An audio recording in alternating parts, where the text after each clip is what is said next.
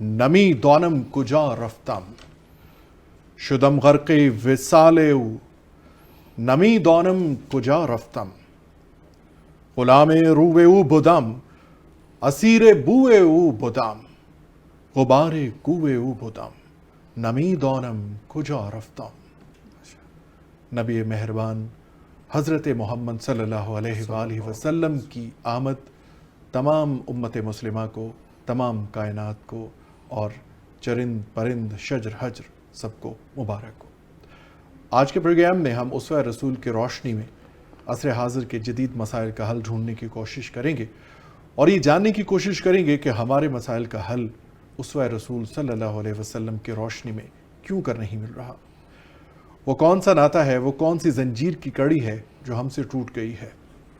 وہ کون سا راستہ ہے جو کہیں روزمرہ مسائل کے دھندلکوں میں کھو گیا ہے،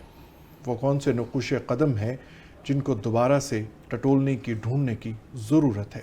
وہ کون سا قافلہ ہے جو ہم سے چھوٹتا چلا جا رہا ہے۔ چلیے اس جرس کارواں پر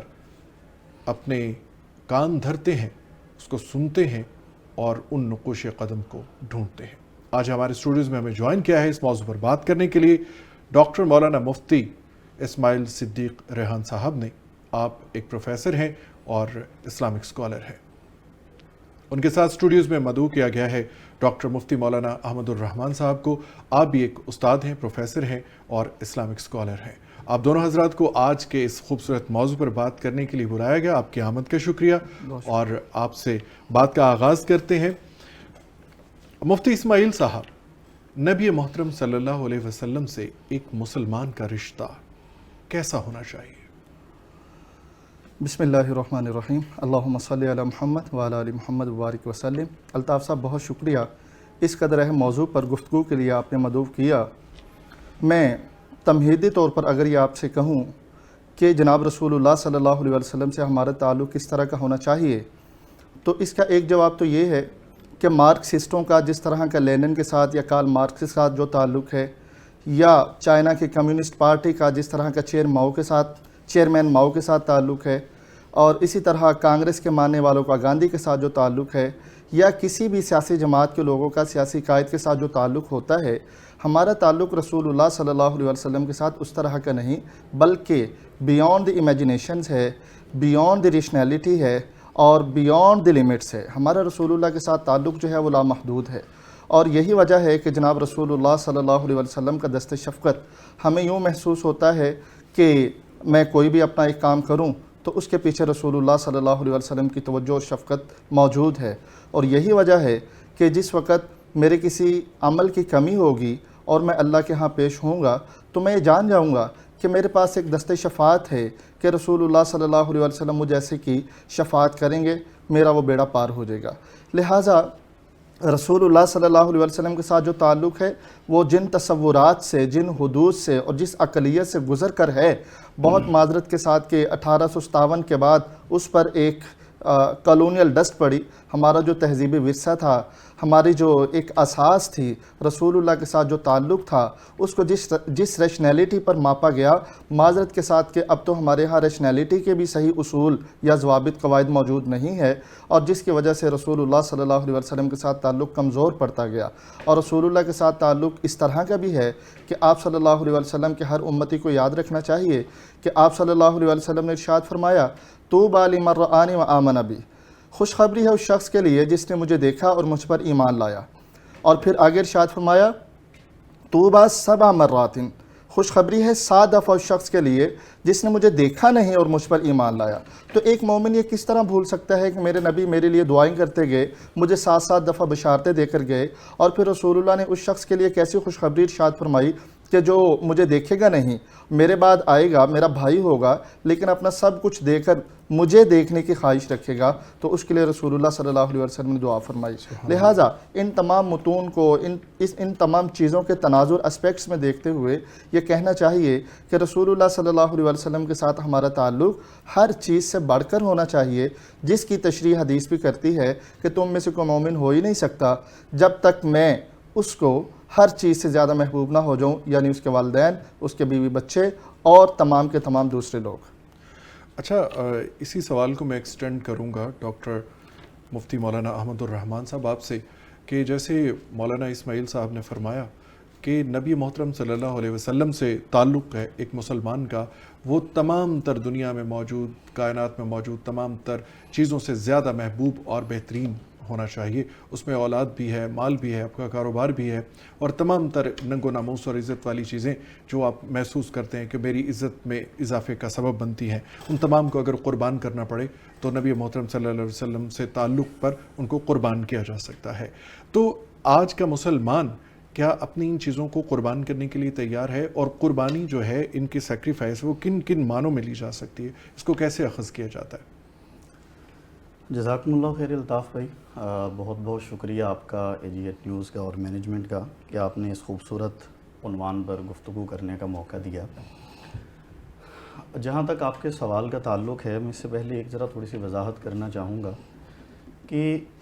ایک مسلمان کے لیے رسول اللہ صلی اللہ علیہ وسلم کی زندگی عملی نمونہ کس طرح ہے. میں صرف 2 الفاظ میں جو ہے اپنی بات کو مکمل اس طرح کرتا ہوں کہ اگر آپ دیکھیں کہ قرآن مجید کہہ رہا ہے کہ لقد کان لکم فی رسول اللہ اسوۃ حسنہ، کہ رسول اللہ صلی اللہ علیہ وسلم کی ذات گرامی ہر مومن کے لیے اسوہ حسنہ ہے، یعنی کہ رول ماڈل ہے.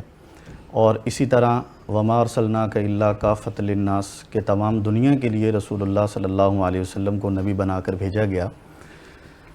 ابھی اس کو اگر ہم پریکٹیکل انداز میں دیکھیں تو ہم رسول مکرم صلی اللہ علیہ وسلم کے بعثت کو دیکھتے ہیں کہ آپ کی جب پیدائش ہوتی ہے تو آپ یتیم پیدا ہوتے ہیں. بچپن میں رسول اللہ صلی اللہ علیہ وسلم بکریاں چرا رہے ہیں، اور بالکل ہم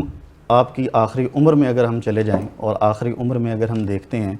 تو رسول اللہ صلی اللہ علیہ وسلم کی جب رحلت ہوتی ہے، جب آپ وصال فرماتے ہیں، تو آپ صلی اللہ علیہ وآلہ وسلم ایک سپہ سالار بھی ہیں، ایک بادشاہ کی حیثیت سے بھی ہیں. اور اس یتیمی کے دور اور بکریاں چرانے سے لے کر رسول اللہ صلی اللہ علیہ وسلم کے وصال تک اور وفات پانے تک کا یہ جو فیز ہے، اس میں تمام کے تمام ادوار آتے ہیں، اونچ نیچ، عروج و زوال، ہر طرح کی زندگی اس میں جو ہے وہ فال کرتی ہے. اب ایک جو مسلمان ہے، اس مسلمان کے لیے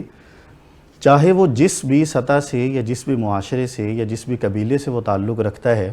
تو رسول اللہ صلی اللہ علیہ وسلم کی حیات طیبہ اس کے لیے عملی نمونہ ہے.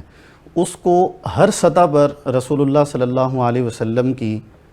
سیرت سے اس کو سیکھنے کو ملے گا، چاہے وہ استاد ہے، چاہے وہ والد ہے، چاہے وہ شاگرد ہے. اور اسی طرح دوسری تیسری چیزیں آپ دیکھ لیں، کوئی یہ نہیں کہہ سکتا کہ میرے لیے سیرت طیبہ میں کس طرح یا کس طور پر عملی نمونہ موجود ہے. اچھا، مفتی اسماعیل صاحب، نبی کریم صلی اللہ علیہ وسلم پر نبوت جو ہے وہ 40 سال کی عمر میں ہمیں بتائی جاتی ہے کہ ان پر فرشتہ نازل ہوتا ہے اور قرآن کی پہلی آیت یا کلام اللہ کا نزول ہوتا ہے. اس سے پہلے 40 سالہ زندگی نبی محترم صلی اللہ علیہ وسلم کی عرب معاشرے کے اندر یا سوسائٹی کے اندر کس طرح کی نظر آتی ہے؟ کیسی زندگی گزارا کرتے تھے؟ دیکھیے، اس کی ایک جو میں ون لائنر آپ کو جواب دوں. مثال کے طور پر جب ہمارے ہاں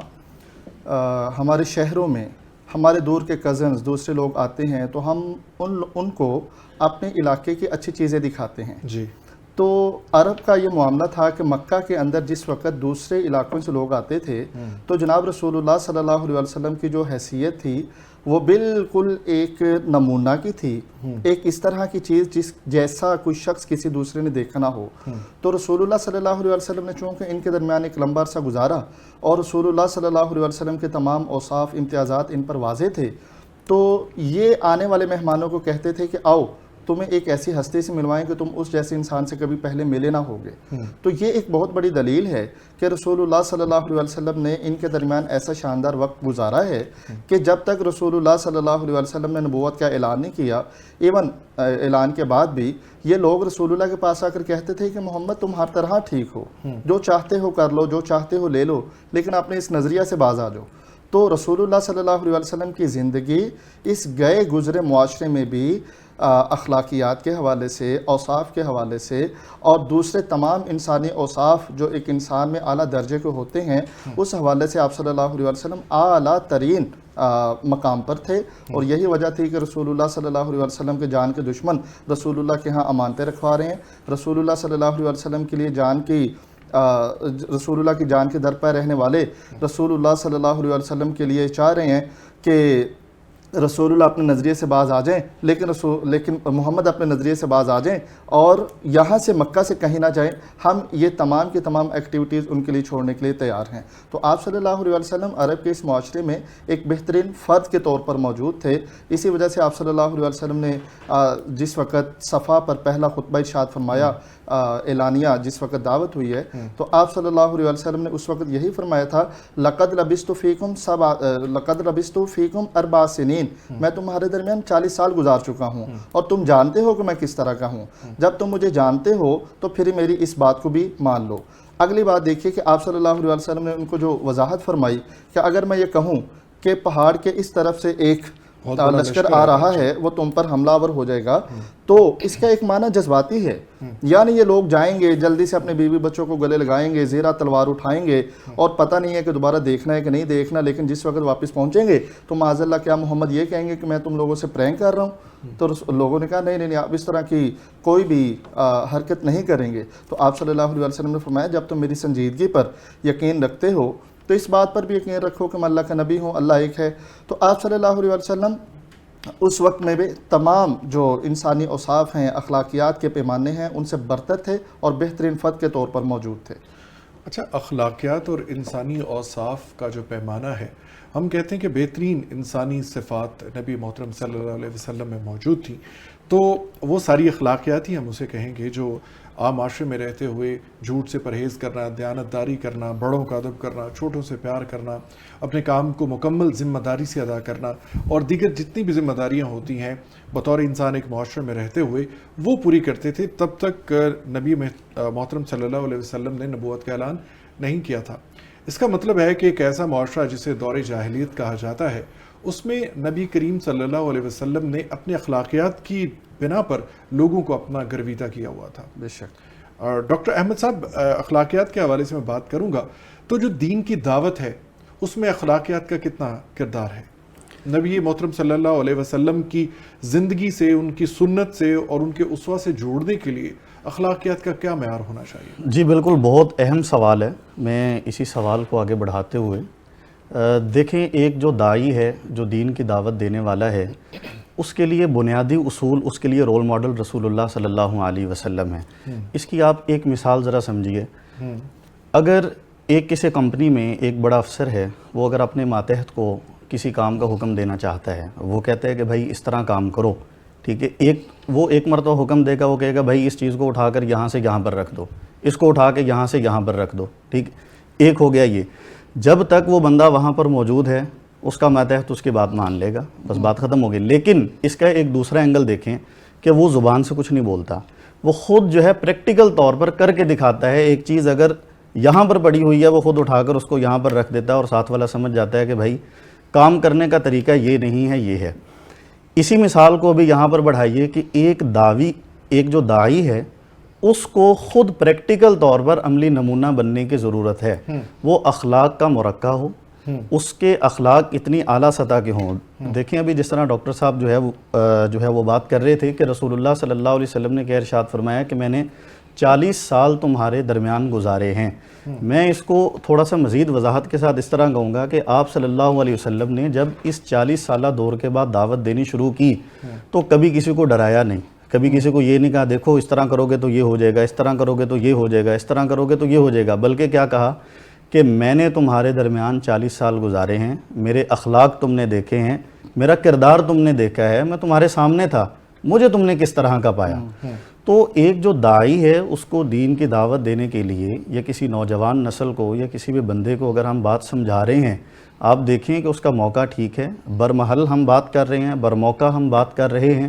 اور ہمارا اپنا کردار کیا ہے. اچھا، یہ آپ نے بڑی خوبصورت بات کی کہ موقع محل کے حساب سے کیا وہ وقت اور موقع اس بات کے لیے موضوع ہے کیونکہ کلام مقدس کے اندر اللہ تعالیٰ کا ارشاد ہے کہ ادعو الی سبیل ربک بالحکمہ والموعظۃ الحسنہ وجادلہم باللتی ہی احسن، کہ لوگوں کو رب کے راستے کی طرف بہترین طریقے سے حکمت سے بلاؤ، اور مجادلہ بھی اگر کرنا ہے تو آسن طریقے سے کرو۔ تو کیا ہمارے آج کل جو دین کے دائی ہیں یا مذہب کے نام لیوا ہیں ان کے اندر اخلاقیات اور درگزر اور برداشت اس معیار پر موجود ہے؟ دیکھیں کہ یہ کیونکہ آپ اس وقت ایک استاد بھی ہیں اور آپ ایک مذہبی شخصیت بھی ہیں، اسلامک اسکالر بھی ہیں، مفتی بھی ہیں، ڈاکٹر بھی ہیں، تو یہ سوال آپ سے کرنا بالکل جائز اور موقع کے مطابق ہے۔ دیکھیں الطاف بھائی کہ جس طرح 5 انگلیاں برابر نہیں ہوتی اسی طرح ہر بندہ بھی برابر نہیں ہوتا، ٹھیک ہے، خامیاں اور کمیاں ہر جگہ پر موجود ہیں۔ میں یہ سمجھتا ہوں کہ بر صغیر پاک و ہند میں ایک جو ہمارے زوال کی ایک وجہ ہے اس میں بہت ساری اور وجوہات ہیں، اسلاموفوبیا ہے، نیو ورلڈ آرڈر ہے، اس پر بات کی جا سکتی ہے، ٹھیک ہے، نہیں ہم بات کرتے ہیں نا، دیکھیں اسلاموفوبیا ہے، اگر کوئی شخص اسلام کے نبی محترم صلی اللہ علیہ وسلم کے خلاف اٹھ کھڑا ہوا ہے تو کیا ہم اسے سچا ہونے کا موقع فراہم کرتے ہیں اپنے اخلاقیات کی وجہ سے؟ جی بالکل ایسا ہی ہے۔ میں وہی والی بات کو آگے جو ہے نا بڑھاؤں گا۔ دیکھیں کہ ہم اپنی طرف سے ان کو کیوں سپورٹ کرتے ہیں، ہم اپنا رویہ یا ہم اپنا کردار ایسا کیوں کرتے ہیں؟ اگر سامنے والا بندہ ہمیں اشتعال انگیزی پر مجبور کر رہا ہے تو ہم کیوں ہوتے ہیں؟ ان کا تو مقصد یہ ہوتا ہے، انہوں نے ہمیں اشتعال انگیزی پر مجبور کرنا ہے، اور ہم کیا کہتے ہیں، ہم یعنی دین کے داعی یا دین کے نام لیوا، ہم اشتعال انگیزی پر مجبور ہو کر اور ہم کو الٹی سیدھی بات کر کے اپنا سٹانس جو ہے وہ ہم ویک کر جائیں گے، ٹھیک ہے۔ میں یہ مفتی اسماعیل صدیق صاحب آپ سے بھی یہی سوال کروں گا کہ ہم اس نبی کی امت ہیں جس کا وہ درگزر بہت زیادہ مشہور ہے، معروف ہے، مثال دی جاتی ہے کہ ان جتنا حلم، برداشت، عفو، درگزر، مہربانی کسی کی نہیں ہے۔ اللہ کی بھی سنت ہے، ہمارے نبی محترم صلی اللہ علیہ وآلہ وسلم کی بھی سنت ہے کہ مہربانی، درگزر اور برداشت اور معافی۔ تو کیا ہمارے ہاں دینی طبقے کے اندر سختی زیادہ نہیں ہے اس کے مقابلے میں؟ جی آپ جس چیز کو محسوس کرتے ہیں اس کو ہم بھی محسوس کرتے ہیں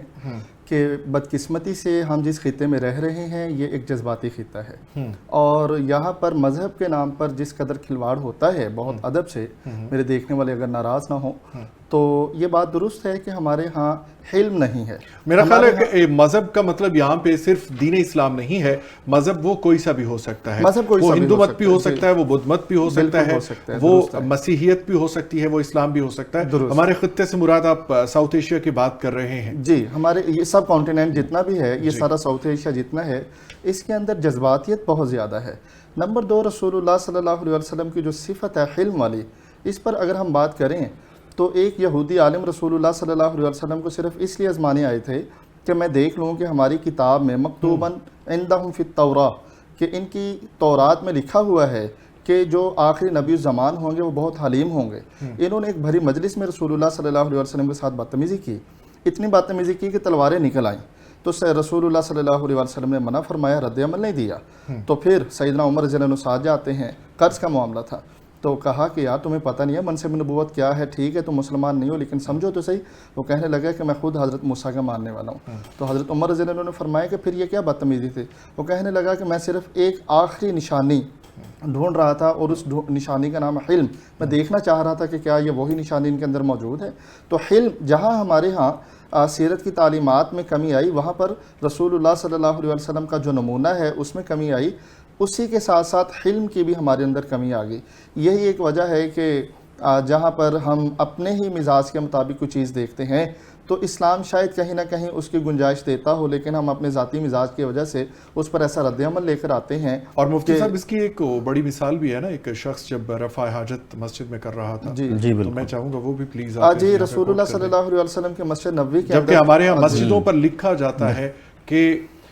بغیر مسلک کے جو اہل مسلک نہیں ہے ان کے علاوہ دیگر مسالک کے لوگوں کا مسجد کے اندر سے خدا کا گھر کہا جاتا ہے، اس کا داخلہ ممنوع ہے۔ دیکھیے کہ ہم نے خدا کے گھر بنائے اور ان میں تقسیم کیا ہمیں لوگوں کے درد دل کے لیے بھیجا گیا لیکن ہم یہاں مساجد تقسیم کر کے بیٹھے ہوئے. جی مفتی صاحب. جی الطاف صاحب، اس کو بد نصیبی ہی کہا جا سکتا ہے ہمارے علاقے کے. جی وہ واقعہ پلیز آپ دیکھنے والوں کے لیے کہ کوٹ کر رسول اللہ صلی اللہ علیہ وسلم مسجد نبوی میں تشریف فرما ہیں. مسجد نبوی کا جو فرش تھا وہ کنکریاں ڈالی گئی تھیں اس وقت کی. تو ایک اعرابی جو دیہات کے رہنے والے تھے، زیادہ نارمز ابھی نہیں سمجھتے تھے، تو اسلام لائے اور انہوں نے مسجد نبوی کے اندر پیشاب کرنا شروع کیا. تو دوسرے صحابہ دوڑے تو آپ صلی اللہ علیہ وسلم نے ان کو روک دیا کہ اب جب انہوں نے اپنی حاجت پوری کرنا شروع کی ہے تو پوری کر ہی لی جائے. اس کا ایک میڈیکل پہلو یہ ہے کہ بیماریوں کا باعث ہوتا ہے اگر درمیان میں اپنی حاجت روک دی جائے. جب وہ کر چکے تو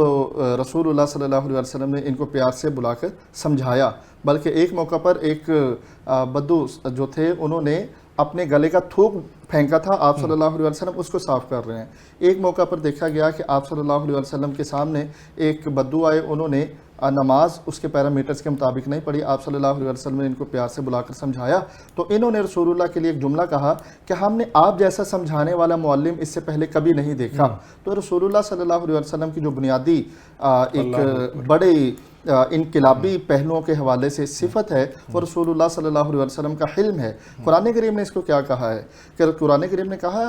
اللہ تعالیٰ فرماتے ہیں وَلَوْ كُنْتَ فَظًّا غَلِيظَ الْقَلْبِ لَانفَضُّوا مِنْ حَوْلِكَ. اے نبی اگر آپ زبان کے تر شروع ہوتے، سخت ہوتے، آپ ان سے نرمی سے بات نہ کرتے تو یہ جتنے لوگ آپ کے گرد ہیں آپ کے قریب نہ ہوتے.